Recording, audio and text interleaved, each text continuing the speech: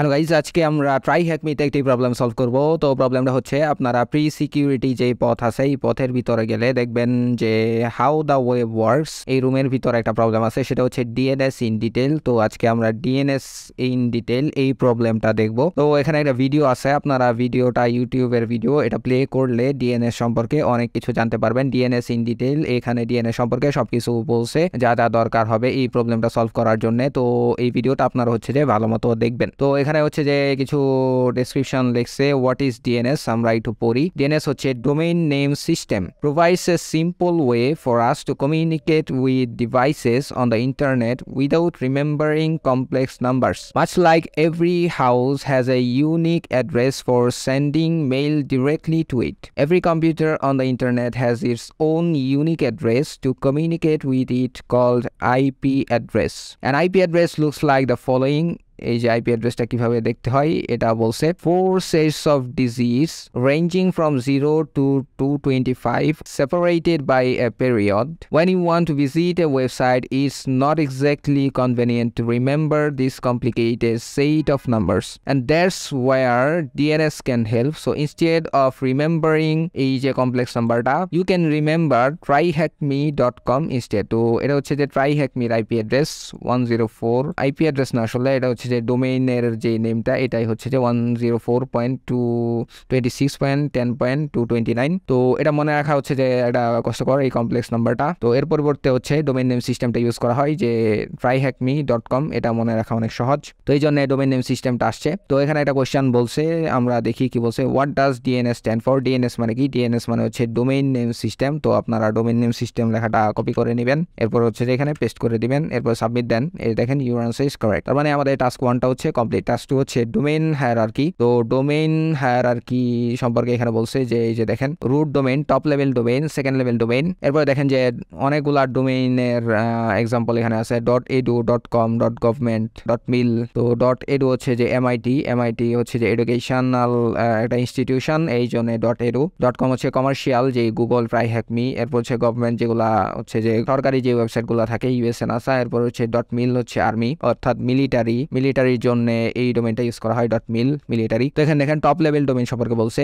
TLD is the most right hand part of a domain name. So for example, the tryhackme.com TLD is .com. তো tryhackme.com এর top level ডোমেইনটা হচ্ছে .com, .commercial. There are two types of top level domain, TLD generic top level and একটা হচ্ছে যে GTLD generic top level and CCTLD country code top level domain. Historically, GTLD was meant to tell that user the domain name's purpose. For example, a .com would be for commercial purposes, .org for an organization, .edu for education, and .gov for government. And a CCTLD was used for geographical purposes. For example, .ca for sites based in Canada, .co.uk for sites based in the United Kingdom, and so on. Due to such demand, there is an influx of new GTLDs ranging from .online, .club, .website, .biz, and so many more. For a full list of about 2000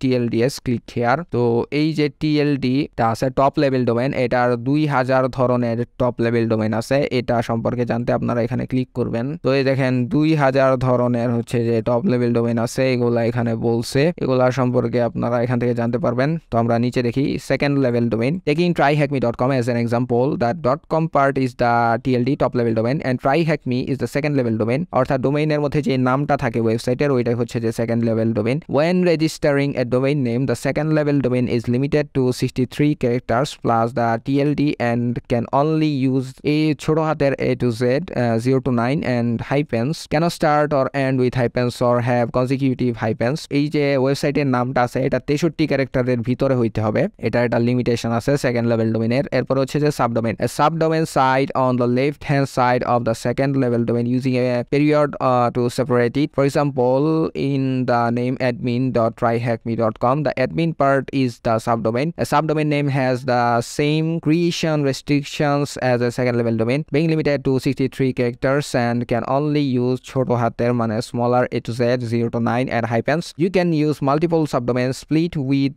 periods to create longer names such as jupiter.servers.tryhackme.com. তো আপনার যদি এই যে 63 ক্যারেক্টারে বেশি use করতে চান তাহলে হচ্ছে যে এই যে ডট দিয়ে আপনারা নামটাকে এক্সটেন্ড করতে পারবেন jupiter.servers.tryhackme.com। এখানে 63 ক্যারেক্টারে বেশি আছে, তো 63 ক্যারেক্টারে বেশি ইউজ করতে চাইলে এইভাবে ডট ডট দিয়ে সেপারেট করে নিতে হবে। But the length must be kept to 253 characters or less. There is no limit to the number of subdomains you can create for your domain name. তো সাবডোমেইন জিনিসটা কি সেটা একটু বলি, যে tryhackme.com যে মেইন ওয়েবসাইটটা আছে এটার সাথে আরো অনেকগুলা ওয়েব পেজ থাকে। যেমন আমরা এখন যে রুমের মধ্যে আছি এই রুমের লিঙ্কটা একটু দেখেন, যে tryhackme.com/room/dns in detail।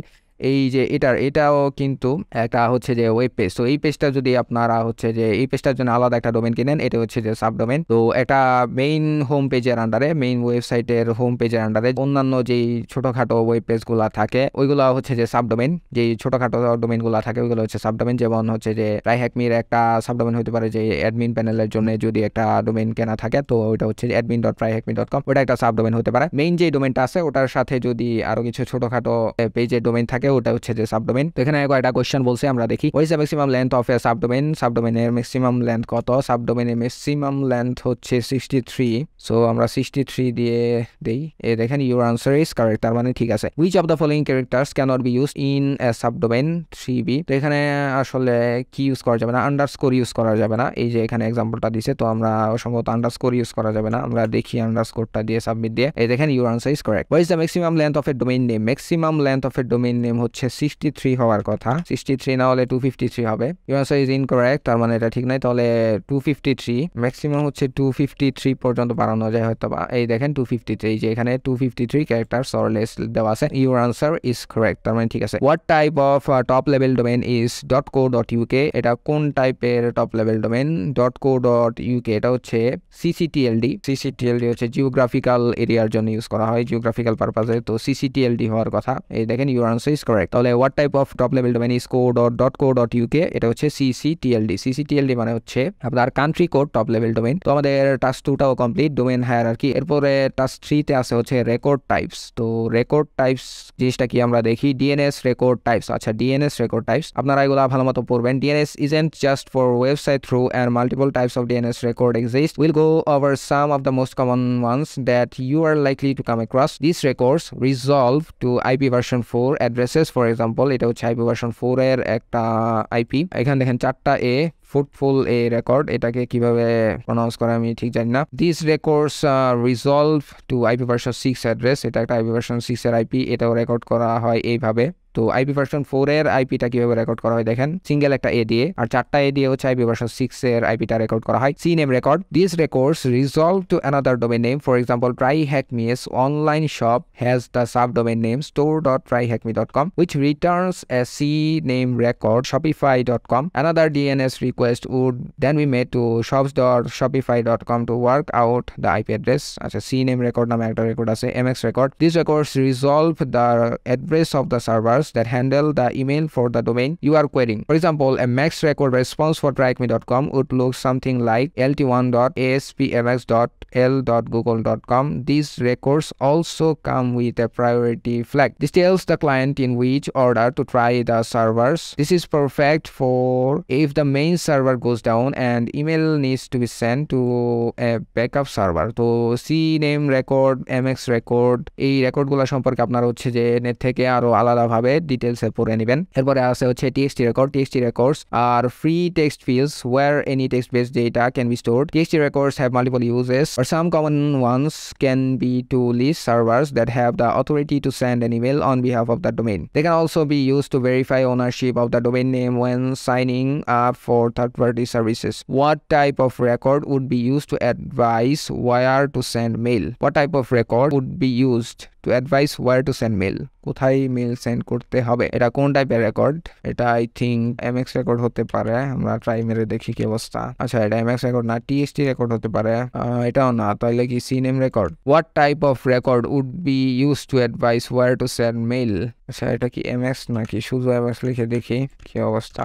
আমরা শুধু এমএক্সটা লিখে দেখি যে কোন টাইপের রেকর্ড। এমএক্স রেকর্ড, আচ্ছা এটা হচ্ছে যে এমএক্স রেকর্ড, যেটা ভাবছিলাম সেটাই। জাস্ট আগে হচ্ছে যে রেকর্ড লেখাটা কপি করে দিছিলাম, তো রেকর্ড লেখাটা আপনার কেটে শুধু এমএক্সটা কপি পেস্ট করবেন, তাহলে ঠিক আছে। What type of record handles IPv6 addresses? সেটা হচ্ছে যে এই যে 4টা এ, এটা হচ্ছে যে রেকর্ড লেখাটা এখন আর কপি করবো না, শুধু 4টা এ দিয়ে দিবেন, এরপর সাবমিট দেন। এই দেখেন ইউর আনসার ইজ কারেক্ট, তার মানে আমাদের 3টাও কমপ্লিট। রেকর্ড টাইপস, এরপরে দেখেন making a request. What happens when you make a DNS request? তো ডিএনএস রিকোয়েস্টটা কিভাবে কাজ করে এটা এখানে বলছে, আপনারা হচ্ছে যে এই লেখাগুলো ভালো মতো পড়বেন এবং নেট থেকে ডিটেলসে জেনে আসবেন। তো আমরা একটু বলি, when you request a domain name, your computer first checks its local cache to see if you have previously looked up the address recently. If not, a request to your recursive DNS server will be made. আপনারা যখন একটা website access করার try করেন, তখন computer হচ্ছে যে প্রথমে cash সার্ভারে দেখে যে আপনার কম্পিউটারে যে ক্যাশ আছে ব্রাউজারের ক্যাশের মধ্যে দেখে যে আপনি আগে কি এই ওয়েবসাইটটা আপনি কি ভিজিট করছেন কিনা। যদি ক্যাশের মধ্যে ডাটা থাকে তাহলে ওইখান থেকে ডাটাগুলো হচ্ছে কল করে, আর না থাকলে হচ্ছে যে recursive DNS server will be made.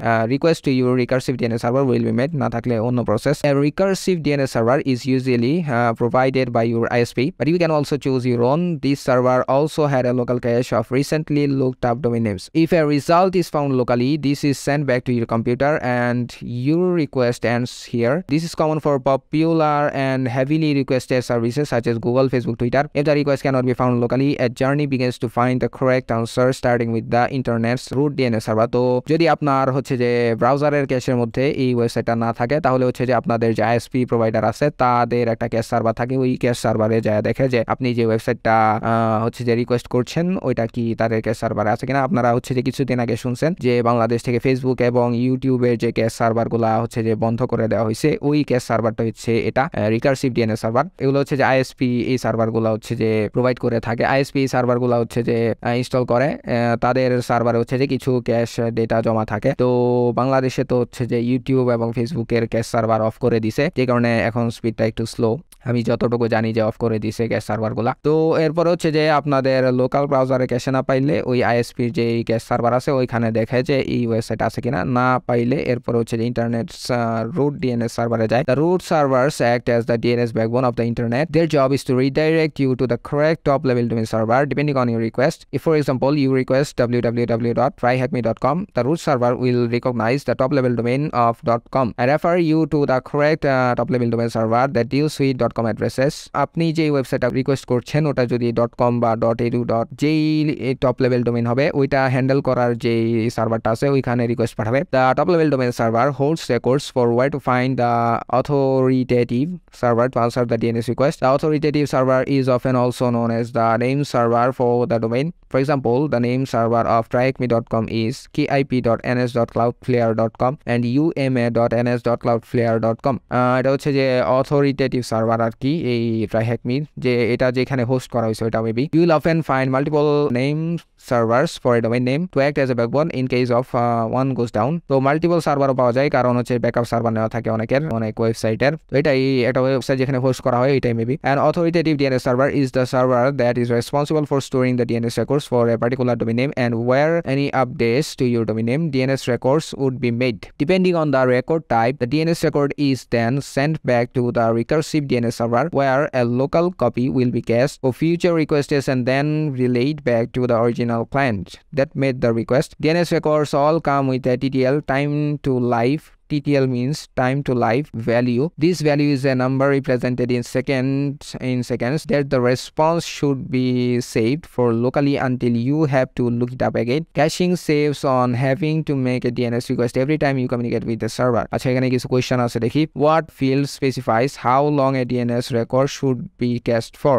What field specifies how long a DNS record should be cached for? কতক্ষণ DNS রেকর্ডটা ক্যাশের মধ্যে থাকবে, ক্যাশ হয়ে থাকবে না। এটা কি TTL? আমি ঠিক জানি না, টাইম 2 সেকেন্ড। আচ্ছা TTL হয়ে গেছে, ইউর আনসার ইজ কারেক্ট। তাহলে TTL এটা হচ্ছে যে স্পেসিফাই করে। What type of DNS server is usually provided by your ISP? এটা হচ্ছে যে recursive DNS server. Recursive DNS server লেখাটা কপি করে নিলাম, এটা পেস্ট করে দিলাম।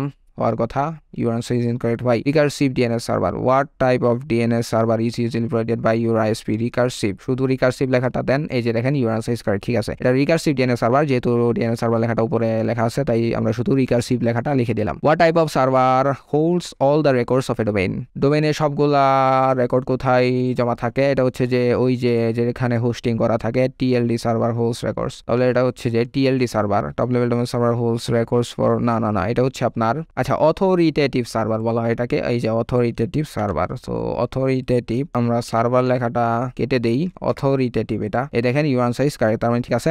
What type of server holds all the records for domain? এটা হচ্ছে যে অথরিটেটিভ, যেখানে আপনারা ওয়েবসাইটটা হোস্ট করেন ওইটা। তো আমাদের টাস্ক 4টাও কমপ্লিট। এরপর হচ্ছে যে practical task 5, using the website on the right we can build requests to make DNS requests and view the results. The website will also show you the command you need to run on your own computer if you wish to make the requests yourself. তো এখানে একটা website আছে, আপনারা ওয়েবসাইটটা দেখেন কি অবস্থা। ও এখানে তো টার্মিনাল দিছে না। আচ্ছা কোয়েশ্চেনটা দেখি, what is the C name of shop.website.htm? C name মানে কি? DNS টাইপে দেখেন, এই যে এখানে সি নেম আছে, সি নেম লিখে আপনারা যদি DNS রিকোয়েস্টে ক্লিক করেন তাহলে দেখবেন যে এখানে কিছু আনসার দিছে। তো সি নেম নামটা কি? তাহলে আমরা সি নেমটা খুঁজবো। তাহলে সি নেম এখান থেকে সিলেক্ট করে আপনারা এখানে লিখবেন যে সব লিখে সেন্ড DNS রিকোয়েস্টে দিবেন। এখানে দেখেন এই যে সি নেমটা দিয়ে দিছে shops.myshopify.com। তাহলে এখান থেকে শপস লেখাটা কপি করে নেবেন, আচ্ছা পুরাটাই কপি করে নেবেন, shops.myshopify.com এখান থেকে কপি করে নিলাম। এটা পেস্ট করে দেখি কি অবস্থা, সাবমিট দেন। এই দেখেন ইউর আনসার ইজ কারেক্ট, ঠিক আছে। What is the value of the TXT record of website.thm? এটা TXT রেকর্ডটা আপনাদেরকে দেখতে হবে। এই যে দেখেন TXT সিলেক্ট করে আপনারা DNS রিকোয়েস্টে ক্লিক করবেন। তাহলে কি বলছে, what is the value of the TXT record of website? তাহলে TXT রেকর্ডের ভ্যালুটা হচ্ছে এটা। আপনারা হচ্ছে যে পুরাটাই কপি করে নেন, আমরা পুরাটাই কপি করে আমরা পেস্ট করে দিচ্ছি, সাবমিট দেন। এই দেখেন ইউর আনসার ইজ কারেক্ট। এরপরে বলছে what is the numerical priority value for the MX record? তো DNS এর MX রেকর্ডটা দেখি, সেন্ড DNS রিকোয়েস্ট। MX রেকর্ডের প্রায়োরিটিটা হচ্ছে এই যে 30, তো 30টা কপি করে নেবেন, এরপরে পেস্ট দেন। তো এই যে MX রেকর্ড, এই যে TXT রেকর্ড, এগুলা সম্পর্কে সি নেম রেকর্ড, এগুলা হচ্ছে যে আপনারা নেট থেকে এগুলা ডিটেলস ভালো মতো পড়ে আসবেন, না হলে এগুলা হচ্ছে যে বুঝবেন না আর কি এই জিনিসগুলো কি। তারপরে বলছে what is the IP address for the A record of www.website.thm? TryHackMe, এটার A রেকর্ডটা বের করতে হবে। তাহলে এই রেকর্ডটা সিলেক্ট করে আমরা সেন্ড DNS রিকোয়েস্টে দেই। তারপরে এটার অ্যাড্রেসটা লিখতে বলছে, এটার অ্যাড্রেস হচ্ছে এটা 10.10.10.10। এরপরে সাবমিট দেন। এই দেখেন কনগ্রাচুলেশনস, আমাদের সবগুলা টাস্ক কমপ্লিট হয়ে গেছে।